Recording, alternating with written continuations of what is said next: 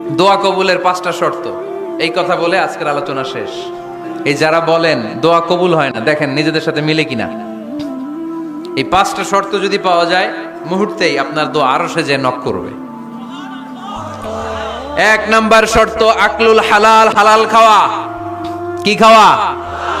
আমরা দুইটাই খাই, হালালও খাই হারামও খাই। বেশি খাই কোনটা? হ্যাঁ, কি খান? আমি কই নাই কিছু, আপনারাই কইছেন। নিজের উত্তরে নিজে ধরা না।